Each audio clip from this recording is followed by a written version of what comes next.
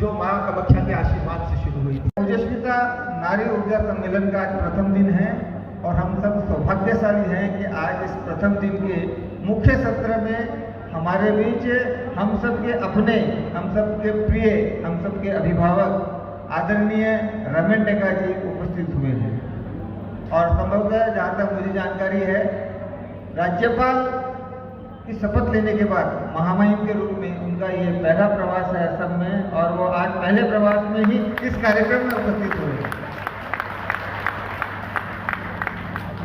मैं महामहिम राज्यपाल महोदय और आप सभी को ये बताना चाहूंगा कि ओजस्विता क्या है। ओजस्विता है नारी की ऊर्जा को उत्सव के रूप में मना करके नारी की ऊर्जा को राष्ट्र निर्माण में कैसे हम समाहित करें। नारी को कहा गया है कि नारी जो चाहे वो कर सकती है, और हमारे समाज की नारियां इतनी शक्तिशाली है कि वो जो चाहे, जो इच्छा करे वो करती है। तो हमारी नारी की शक्ति को हम राष्ट्र के निर्माण में, समाज के निर्माण में कैसे नियोजित करें, उनकी ऊर्जा को और कैसे आगे बढ़ाएं। एक तात्विक वातावरण का निर्माण करते हुए देश के अंदर एक नैरेटिव चेंज करने का हम जो प्रयास कर रहे हैं, उस प्रयास के रूप में ओजस्विता कार्यक्रम का आयोजन यहाँ किया गया है। और मारवाड़ी युवा मंच के 40 वर्ष के इतिहास में पहली बार है कि कोई राज्य महिला अधिवेशन कर रहा है, महिला सम्मेलन कर रहा है, और ये पूर्वोत्तर राज्य कर रहा है। करने के बाद ये पहला प्रोग्राम आप लोग का बीच में हूँ, और इसमें हमारा बहुत ही आनंद महसूस होता है। हिंदी तो हम बोल देते हैं, लेकिन भाषण कितना अच्छा दे पाता हूँ ये मुश्किल बात है, लेकिन हम कोशिश करेगा हिंदी में बोलने की। आप लोग का बीच में आज हम हैं, और बहुत खुशी हुआ कि मारवाड़ी युवा मंच ने ये नारी शक्ति का जो है उसके लिए ये सवाल क्या है, ओजस्विता नारी ऊर्जा सम्मेलन। इस सम्मेलन में आप लोग असम का कोने कोने से आए हैं, और हम बहुत खुशी हुआ है कि आप लोग इसमें हैं। मारवाड़ी कम्युनिटी का महिला लोग पहले बहुत कम आगे आते थे, अभी बहुत मारवाड़ी लड़की हो, महिला हो, वो कामों में आगे बढ़ा है और काम कर रहे हैं। हम जब यूनिवर्सिटी में था, एक ही महिला था मारवाड़ी लड़की, अभी यूएसए में वो है शराब बिल्डिंग का, उनका फैमिली का है उज्ज्वला शराब, वो एक साथ हम लोग करेंगे। और उसका बहन खास मारवाड़ी डॉक्टर था, प्रमिला साहब, ऐसा बहुत आया। और एक लेडी का नाम उस समय हम लोग बहुत सुनते थे, हम कभी मिला नहीं, हमारा ये सब्जेक्ट का था राजकुमारी बजाज, जो बेस्ट ग्रेजुएट हुआ था वादी। तो आप लोग आगे बढ़ा, इसके लिए आप लोग को बहुत बहुत धन्यवाद। कामरूप माँ कामाख्या का धरती है, और ये कामरूप में आप लोग हमेशा हम लोग महिला को आगे किया है और महिला को सम्मान दिया। दूसरा पार्ट में ऐसा सम्मान महिला नहीं है। अभी अभी हम एक भूखालिया बोल के नगर पार्लियामेंट में मिला है, जो क्लास 6 तक पढ़ा है, लेकिन अपना मेहनत से बिलियन का कारोबार तैयार किया है। आयरन मरुभूमि में, डिजर्ट में, तो वो सम्राट उसका सारा कुछ देने के लिए तैयार होता है, क्योंकि पानी उसको चाहिए पीने के लिए। इतना अच्छा वर्णन है बंकिम सम्राट का, हम बहुत दिन पहले पढ़ा था। और दूसरा, नारी जब ये समाज से नहीं होगा, नारी का महत्व क्या है, तब समझ में आएगा। ये अभी अभी हमारा एक friend Shantanu Thakur IAS officer था, कमिश्नर था, रिटायर्ड हुआ है, वो एक आर्टिकल लिखा पानी के बारे में, जो पानी का बारे में वो बहुत बढ़िया आर्टिकल लिखा। उसको हम फोन करके बोला, जब भाई पानी बंकिम सम्राट का बात पढ़ने के बाद आपका प्रश्न, जो आप इतना बढ़िया, पानी का कितना फोर्स है, पानी से सब कुछ होता है, करंट होता है, बिजली होता है, लेकिन पानी ऐसे एक ग्लास में रख देगा तो पता नहीं लगेगा इतना कितना फोर्स है। आप लोग का पास ऊर्जा कितना है वो लोगों को समझ में नहीं। जो आसामीज में मारवाड़ी कम्युनिटी का लोग पढ़ा है उसको पता होगा, एक कहानी है वो एक बूढ़ी और बुढ़ा का कहानी है। बूढ़ी बोलता है, बुढ़ा बोलता है तो कुछ नहीं करता, सारा कुछ हम ही करते हैं। बूढ़ी बोलता है कि हम करते हैं सारा कुछ, तुम कुछ नहीं करते। दोनों एक्सचेंज किया काम को। बूढ़ी बुढ़ा का काम करने के लिए गया और बुढ़ा बुरी काम किया, दोनों फेल किया। वो बोलते भाई हमसे तो नहीं होगा, घर सामान होता है।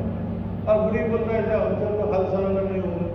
जो अपना अपना काम का होता है उसमें आप लोग का बहुत बड़ा योगदान है। और जब तक महिला को एम्पावरमेंट नहीं होगा तब तक कुछ नहीं होगा।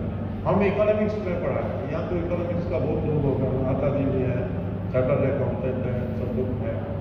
उसमें हमारा एक प्रोफेसर था, वो बोला आपका वाइफ जब तुम लोग शादी करेगा तो वो वाइफ को भी तुम सैलरी देना शुरू। पहले हम कहते हैं मैंने पुरुषार्थ प्राप्ति, और दूसरा कहते हैं प्रजननम, उपनिषद में दिया। तीसरा कहते हैं समाज धारण। ये तीनों एक कुटुंब का कर्तव्य होता है। पुरुषार्थ प्राप्ति हम सब जानते ही हैं, पुरुषार्थ में धर्म अर्थ काम मोक्ष। तो हर परिवार में भारतीय चिंतन के अनुसार हमको सोचना है। तो कोई भी, क्योंकि सुचारू रूप से चलाना, कुटुंब हो, समाज हो, राष्ट्र हो, सुचारू रूप में चलाना माने धन का आवश्यकता होता है। और हर एक व्यक्ति के अंदर कुछ कामना भी रहता है, आशा रहता है, सहजता है। मनुष्य होने के कारण सबके अंदर ये सब रहता ही है। इसको भी पूरा करना, ये दोनों अर्थ और काम दोनों धर्म के आधार पर होना। ये कहने वाले कौन है? परिवार में माँ है, पिताजी है, पूरा परिवार का प्रमुख है। तो वो उसको मैंने ऐसे सही दिशा देने वाले हैं। तो ये कहते इसलिए कुटुंब का पहले कर्तव्य है पुरुषार्थ प्राप्ति। कोई भी कार्य करने के समय वो धर्म के आधार पर हो, इस दृष्टि से हम कर रहे हैं। और दूसरा प्रजननम, माने आगे पीढ़ी को निर्माण करना, ये कुटुंब का कर्तव्य है। ऐसे लोग ही नहीं है तो पीढ़ी नहीं तो कैसे समाज का निर्माण होता है, राष्ट्र का निर्माण होता है।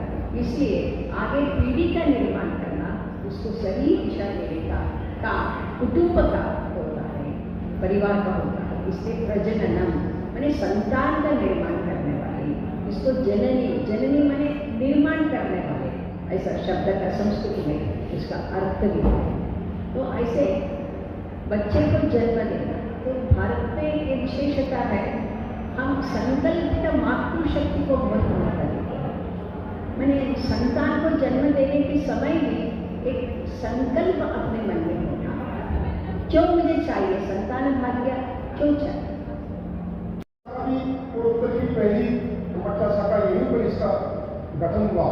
और ये आंदोलन को अगर आप किसी सामाजिक संस्था के से एनजीओ से तुलना करेंगे तो मैं कह सकता हूँ देश की नहीं, दुनिया की सामाजिक संस्थाओं में एक बहुत बड़ा काम ये कर रही है।